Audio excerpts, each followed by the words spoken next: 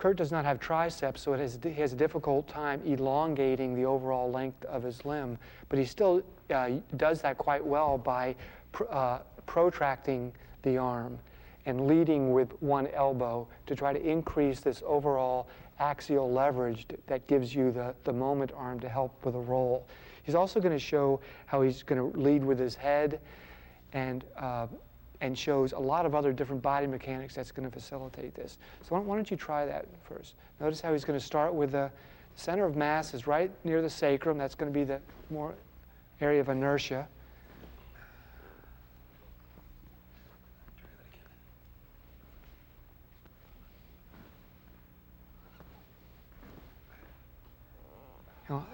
Now, he's a little bit rusty on this, and we'll show a lot of good techniques trying to relearn this activity. I'm just going to give you a little bit of help from about right here. Reach out, make that left arm as long as you can.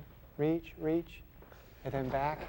All right, then come back to here again. Now reach out from this position. That's it. And then come back. Reach out again, and then back. Reach out again, and then back. Let's try that again now. The idea is lead with that left upper extremity. Get that as far to the left as you can. And the head leads and the trunk follows. That's it. Excellent. And then back. And it's very important on activities like this is to allow someone to get as far as they can into the activity and then kind of work backwards. You can get all the way to the roll, and then you can work backwards from the roll. Okay, come back here. Now reach out and complete it all the way. Now come back a little bit more. Now reach out and complete it. And notice this activity right here is this whole scapulothoracic protraction of the arm, reaching out, and leading with this left scapula elongates the thoracolumbar fascia here that helps pull on his pelvis, because the point of inertia is right near the sacrum. And reach again, and relax. Let's try one more. Just try that again. Excellent, and back. So when you first started to learn to roll, how difficult was it, or what are some of the problems associated with learning to roll? It was really difficult. I couldn't get my hips over. I had to have my therapist cross my legs. I could just barely go like that. So show me what it was like the first couple times you tried. I mean, just you would go like that, and that's about it. So the idea is to get the momentum of your arm swing. Yeah. To start, and then the area of your body that's most resistance to change of movement is right in the center of your body. So that's the area that kind of is got stuck. Why don't you show me now that you've been working on this for several months? Let me show you. Show me now what. Okay. I need my leg crossed You need now. your leg crossed to get started. Let me just show you an idea here what you're doing. It's really good. The first idea is that you really rotate your head first, because the head kind of leads, and then the body will follow. And then notice that you're using both arms as really levers to throw them as far out of space as you can get them. As far as you can get this lead hand out to here, you know, the greater leverage this is going to have to actually rotate you. The further your arm gets out in this direction as well, and you have triceps to support your elbow, it stretches tissue that's connected all the way down to your sacrum. So kind of push on me really hard. Push, push, push, push. Now rotate the head, push. Now go back down. Okay. Push against, rotate the head, chin into the mat, push, and relax. Okay, one more, rotate, push, and relax. Now, if you can combine that with the effective momentum, that may just help that. Let's try that again. Let me straighten your feet out again for you. Okay, a couple on 3. 1, 2. Okay, this one, go for it. 3. Reach out, reach, reach, reach, reach. Good, and back. Now, you were saying before that crossing your legs, certainly crossing your legs helps that, right? So I think what happens when you cross your lead leg here, since the center of mass of the body is located right here, crossing your leg starts to kind of pre-tilt the pelvis in the direction you're going. And then once you actually work on extending this arm forward with the momentum and with rotating your head, the pull on the thoracolumbar fascia also comes back to the pelvis. So really, we're having forces from this direction and this direction that are all focusing on this center of mass of your body. So why don't you try that now? A couple of really good rotations. 1, oops, you didn't even need that, did you? Go back. Go back again. Okay, reach out. 2, reach. Okay, reach. Reach, good. And now back. Okay, reach, reach, reach, good, good. And back. Okay, I'm going to uncross your leg now. Okay. Good, good. Reach, reach, reach, reach, reach. Beautiful. Okay. Hey, Jason, what I want to ask you to do is to roll over to your left any way that you feel comfortable. Okay. Just come back.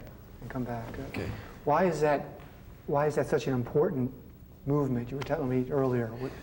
Well, one, it allows, I can go from there to sitting and then Okay. up into my chair. Another one is just the daily activity of dressing. Without that, it would be very difficult to get, your pants all the way up. Show me what you mean. Well, by I that. would, I would I'd long sit and put my pants up as far as I could, and then to get them up all the way, you just kind of roll and, kind of pull them up and then roll the other way and, pull them up and then button them that way. So it's very functional for that.